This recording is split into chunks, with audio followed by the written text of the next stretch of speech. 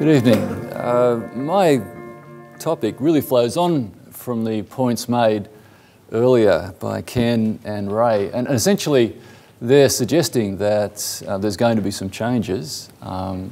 We're in a very good position in terms of where we're located, and that has an impact on savings and I guess our behaviour and the way we deal with our savings. So I'm interested in essentially where super is going to go. This is a most incredible asset that people have built up, Australians have built up over quite a long period of time now. And so what I wanted to do was first of all just make a very simple point. Bill Shorten made a very telling point that he felt that by 2050 almost 1 in 4 Australians will have reached retirement age, and that compares to 1 in 7 today. So it sort of says a little bit about how we should be thinking about saving. And the one thing that surprised me is the way that Australians have actually adopted, accepted and thrived in this environment. You know, if you'd have gone back 50 years and suggested this, I think you would have had a lot more difficult position, say just coming out of the Second World War. So it is quite a fascinating thing. And what I wanted to do just briefly tonight is just provide a very brief history of what's happened since the 80s in particular, when this was really set up by Keating, essentially given a very big shove.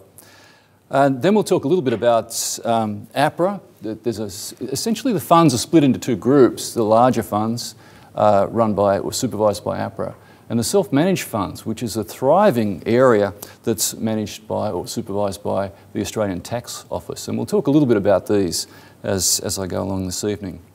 And of course, we'll talk about some of the changes. The one thing about super is that it never stays still. The regulation has changed every year.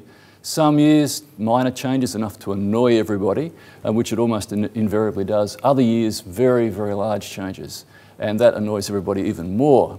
So we've got this very uncertain system that people are saving into, and we're looking at further changes to come. So we'll talk about some of those changes towards the end of this presentation.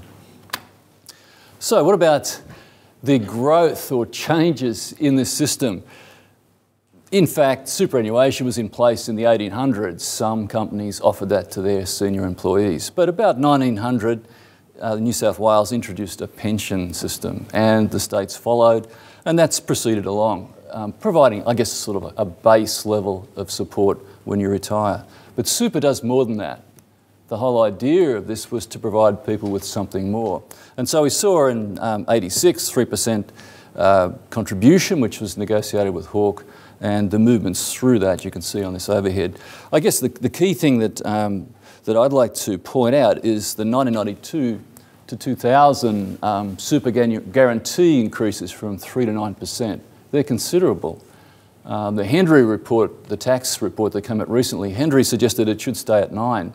But the government, certainly the Labor government, suggests it should go to 12, and they're planning on that sort of a change in the future. So that's going to have an impact on people's income, essentially. You know, you're going to be drawing more money out of the system and going into this compulsory saving system. Okay, so that's the Heaney point there. The other is the Cooper review, which has just come out, and it's been split into 3 different reports. The first being superannuation fund governance, the second, My Super, which is due to come out in 2013. That's going to affect everybody. And self-managed super solutions, which have grown like topsy over the last few years in particular. So I guess we'll see some changes coming out of this, and it doesn't really matter which government's in place. I think we'll see changes following along from this. Okay, what do I mean by this growth? Well, in 1974, about 32% of workers were covered by super. By 1990, they had 64%, and the value of assets was about 123 bill. That's a lot of money. By 2011, we got $1.3 trillion tied up and growing. This is not something that's stable, it's continuing. The interesting thing for me, and as I said, I'll dwell on this a little, is that if we split this across APRA's managed funds, these are the larger funds, industry funds and so forth, and we've got about almost $1 trillion, say $21 billion. But quietly growing alongside that is almost half a trillion, or 419 billion, in these self-managed super funds. And these are essentially examples of where people have basically said, I don't want to hand my savings over to somebody else, I want to manage it myself. Now the argument here is, okay, you go through an accountant, you go through someone who sets this up for you, and there are management costs, but these individuals do have some control, and you actually see some differences in the asset classes they choose.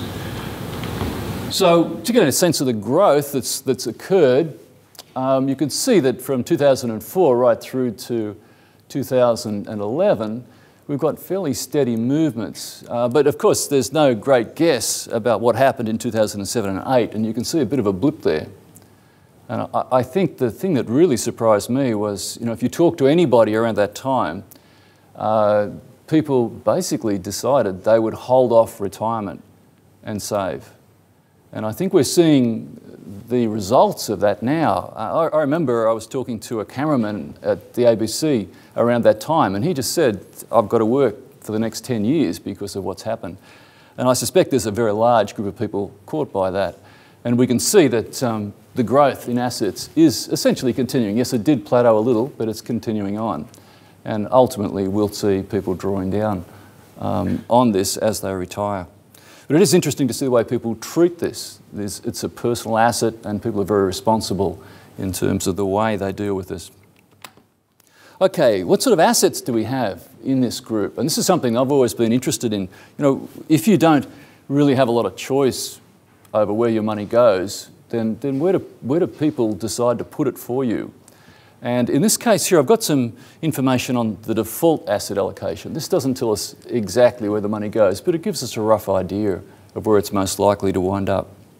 And you can see here, from 2005 to 2010, you've got roughly about 30% of the assets in shares. Shares are a fairly risky security. And I sort of thought, well, we'd have a global financial crisis, people would suddenly pelt out of shares and put it all in cash.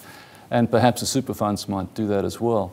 We haven't really seen dramatic changes, 1% or 2%. Now, I might say 1% or 2% is not much, but that's about 10 billion. So I guess there's a fair chunk of money moving around. But the actual percentages haven't changed that much.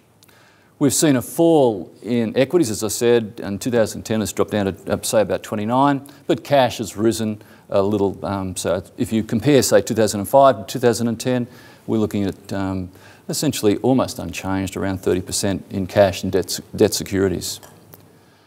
One thing that ties in a lot with what's just been said, particularly from Ken, is that there's quite a fair chunk of overseas assets, in fact about 24%. Now, one thing that will happen if the exchange rate drops down to, say, 70 cents or thereabouts, given the location of most of these assets are in Europe and the US, this is going to increase returns to super funds. So that's going to be a pretty good thing, I think, for most Australians who are investing in these funds. The other thing is that real property doesn't account for much of the investment by these funds, about 8 or 9%. Now, as I say, this is not exact, it's approximate, but it gives you a rough idea that there is some real property as well as some other assets tied up in this. Okay, what about the self-managed super funds? This is a bit more of an indication of what people who are allowed to choose, how they act. And I guess it's important to have a look at that, as distinct from where a professional advisor or professional manager would put the assets. We can see here there's been steady growth from 2004 up to 2011. It looks less impressive because I've just kept the scales the same, but it is still very, very strong growth. It's essentially a little more than doubled, and in fact both of these groups are a little more than doubled over that period. What do these funds look like? You can see here there has been a bit of a blip with the global financial crisis for this group. But there have been other things going on too. Around 2005, there were substantial changes to the regulation which allowed people to actually start to phase into retiring, and so they could draw a pension while still working and contributing. And so we do see some changes as a result of that. But the general trends here are fairly obvious. First of all, you've got the average assets per self-managed super fund in the dark blue. And that sort of tells us that there's a fair chunk of assets on average in these funds, up around 900,000. Okay, the average fund is pushing around that size. So people are reasonably wealthy in these groups. The other thing is the average assets per member are roughly half. So most of these funds have got 2 people in them. So I guess it's a family. The drop-off around the global financial crisis is much more severe, or it appears more severe. And one of the reasons for that we'll go through in a sec, and that is that people are starting to draw on these super funds, and draw in quite a reasonable way. Let's look at some of the assets in these particular funds. And there is a difference. We've got somewhat more than 30% in shares. And I guess it ties in with the mum and dads in the world. Mum and dads tend to buy Telstra, Commonwealth Bank, and so forth. And you just see that. That's essentially what's going on. And I think we see that with this asset class here. You'll probably find they're fairly concentrated investments. The cash is about 23% in 2005. It's now 27%, so there's been an increase in cash, and it's fairly considerable. Real properties also increased, so we've seen a fairly large jump in that. The big loser in this group has been trusts and managed investments. And that's interesting. You've heard a lot of hoo-ha about, and I think quite justified, about commissions, trailing commissions. And I think people who are running these self-managed funds are very sensitive to that. They've got enough money, they've got almost $1 million to invest. There's no real need to pay trailing commissions to a mutual fund. You can do the investments directly yourself. And I think they're doing that. So we're seeing some very important shifts in this group. Also, the other thing to note is we don't have very good data on this, but the overseas assets are very low. But I'm sure there's a fair chunk in trusts and managed investments that is overseas related. It's just difficult to tell from the ATO data. So I won't push that any further, but you get a sense that the assets, first of all, I guess the asset classes are here for individuals and for professional managers. They're not too different. There have been some fairly large changes away from managed trusts and into direct investments for the self-managed super funds, whereas there's been really very little change for the professional managers. And I think that's an important thing to note. The actual lack of change, I expected there would be much more dramatic movements, and we haven't seen that. People are essentially investing steady as she goes. To get a sense of what's happening with the individual cash flows, this is a pretty terrible table, and I do apologise for that. But if you look at the benefit payments, you can see there's a dramatic increase in those payments around 2007, 2008, and the funds are starting to pay out now. People are starting to retire and draw on these funds. And essentially that's going to have an impact. And to see the graph before, you can see it sort of dips down a bit and rises, and that's what's driving that. So we are seeing some very important changes in the way individuals are running these self-managed funds. Okay, what about changes to come? As change is inevitable, and certainly in Australian super, there's always something changing. The first thing to come along is My Super. No one actually knows what this is going to look like, but we're all going to have access to it. It's basically a simple, low-cost default superannuation fund. There's no trailing commissions in this, and it's guaranteed across all providers. So this, I think, is a good idea, but we still don't know what it's going to look like. The other thing that is happening is that there's been a number of things to try and reduce costs of running these funds. And these costs are not trivial. They're hoping to reduce the cost by about 40% with a series of changes. Hopefully that will happen. I think that's absolutely critical. There's also going to be, this is interesting, some independent auditing of self-managed super funds. So, no longer can you sort of buy some shonky assets and crank them up, crank up the value. You're going to actually need to justify these with an audit, and I think that's an important thing. It'll bring more professional management of these things. And finally, I still can't believe this, but the obligations of trustees are being set out more formally. I thought these were well and truly well known, but anyway, the legislation's setting it out yet again, and I'm hoping, or perhaps they're hoping, that trustees will behave a little better in the future. So in conclusion, there's going to be continuing growth in this industry. There's a huge amount of money pouring in. The Australian population is still being paid, thank God, and from our previous discussions we'll continue to be paid. We're in a good position, and the super fund area will continue to grow. There certainly was some slowdown in growth with the GFC, but asset classes didn't move much. Things are moving along much as they would have before. The one thing I do suspect is that with better management, I think the self-managed super fund suite or the section will actually continue to grow and continue to be a very important part, because people can actually exercise their own investment decisions in that class rather than pass it off to somebody else.